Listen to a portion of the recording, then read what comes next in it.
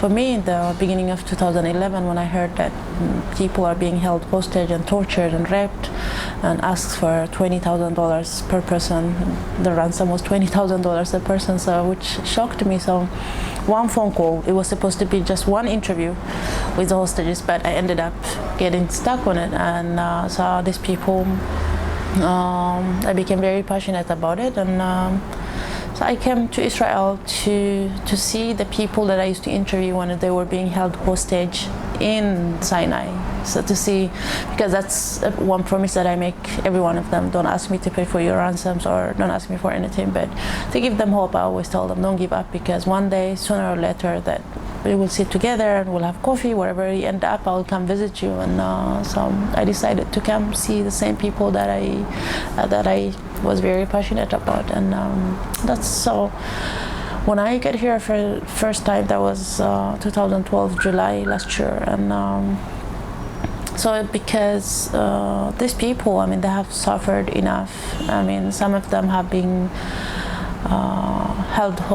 being held hostage for a year, or it could be longer than that. And imagine you are being tortured for 20 hours a day. I mean, every 5 minutes they would come, and first of all, everybody's chained with each other, about 10 people in one chain, your feet and both your hands as well. And they would pour cold water in you, and then they will come with 360 watts of electricity and put it in one chain, so everybody will be so. And they would do that every 5 minutes until you don't feel your body anymore.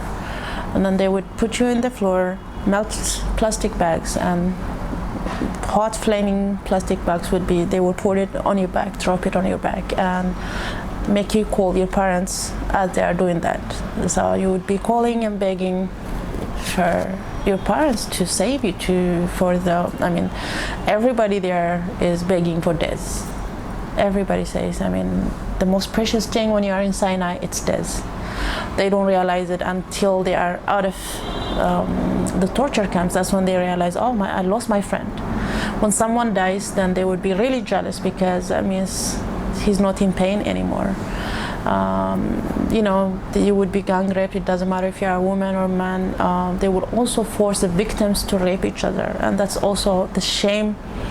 I mean, some of them are here in Tel Aviv, you know, they see each other on the street, they pretend like they don't know each other because they feel so ashamed, even though they were forced, somebody forced them to do that, but still, the shame that they feel, they will carry it for the rest of their lives. So people that went through all this, I have no idea about Israel. The only thing I know is I know a lot about the Holocaust. So actually, when I was a kid in Eritrea, I read so many books about the Holocaust, and I was always, you know, I was the kind of kid that I was not allowed to go see drama film or something, because I would cry all the time. And it was the same thing with a book.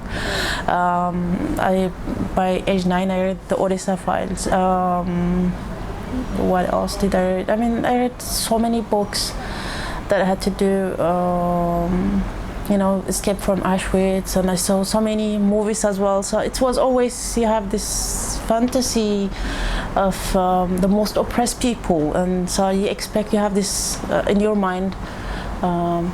If you have been oppressed, you will be the most compassionate person. So that's what I had in my mind. So I come to Israel with that in my mind, and so I just get shocked to see.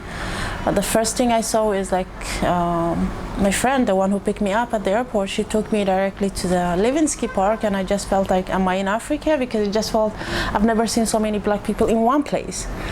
And then I understood this must be Levinsky Park, even though I've heard about this area, but I didn't think that it would be like that. So it was very shocking how dirty the area is, and to see all this use, I mean, that could be very productive, that could do a lot, laying there on the street and doing nothing. And most of them, they would come, are you Meron? You know, he used to call me when I was in Sinai, and oh, who are you? Because by then, you know, I've talked to so many hundreds of hostages, and then they would just take off their shirts and show me their scars. It was, I mean, that's the most shocking thing I've ever seen, those burn marks that they had, the torture marks. And these people, I mean, they need to be hospitalized.